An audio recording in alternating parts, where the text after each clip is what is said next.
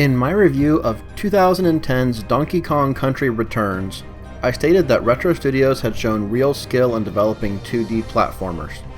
In Donkey Kong Country Tropical Freeze, they've shown absolute mastery.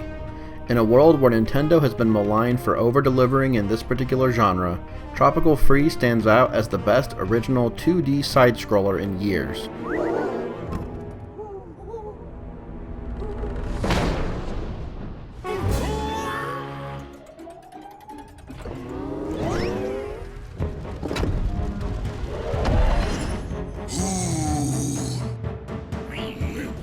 The world of Donkey Kong Country Tropical Freeze is wonderfully alive with jungle critters and plant life.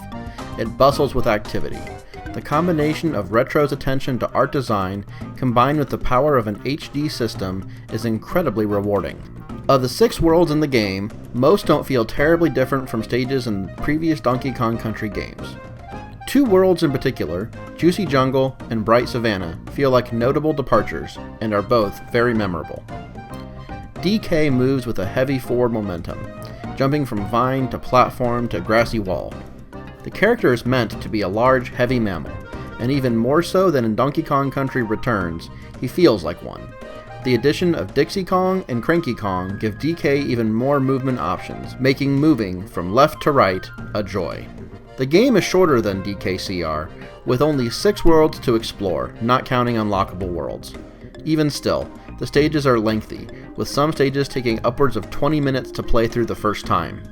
The game isn't quite as overwhelmingly difficult as its predecessor, in part because the required motion control is no more, but you'll still spend quite a few lives trying to get that elusive KONG letter or puzzle piece. The collectibles here are the same as the last game, but hiding spots are clever enough to require a few playthroughs of a single stage to get all of the trinkets. The Wii U gamepad is supported for off-TV play, but that's about it. Donkey Kong Country Tropical Freeze supports multiple control options, including Wii Remote and Nunchuck, Wii Remote alone, Wii U Pro Controller, and the gamepad. Interestingly enough, when you choose to play with the gamepad on the television, the screen on the gamepad is completely shut off. This isn't inherently a bad thing, as it conserves battery life and keeps all of the processing power confined to one display. Still, it would have been nice if Retro had found an interesting way to use both screens. They didn't, and as such, the decision to shut off the gamepad screen during TV play doesn't pose any problems. Another cool feature new to this entry in the series is Time Attack online leaderboards. It's possible to compete both with your friends and other folks all across the globe. Even better, replays can be uploaded and shared with the entire internet so folks everywhere can see how amazing you are at the game.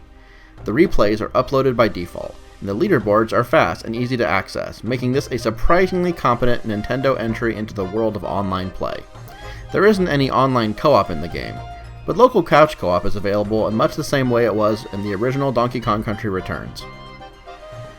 Donkey Kong Country has always been a series loved for its music, and original composer David Wise, formerly of Rare, returns to compose music for the game that he's known for. The songs are largely similar to what's come in the past, but there are definitely a few standouts in the soundtrack. The way the music changes as DK heads into the underwater areas is particularly notable. The music fades from upbeat and jaunty to serene and beautiful in the span of a few seconds. One other change from Donkey Kong Country Returns that's worth mentioning is the complete abandoning of the Super Guide mechanic, which was still fairly new in 2010. It's somewhat nice to not be taunted if you're struggling on a stage, but this may be a problem for younger players or parents of younger players who don't have the patience required to play the tougher parts of the game. Donkey Kong Country Tropical Freeze does not represent a particularly surprising title for Nintendo, and it may not be the title that pushes Wii U sales into the stratosphere, but it's another wonderful Nintendo classic on a system slowly building a nice library. If you're a Wii U owner looking for something to play, you really can't go wrong here.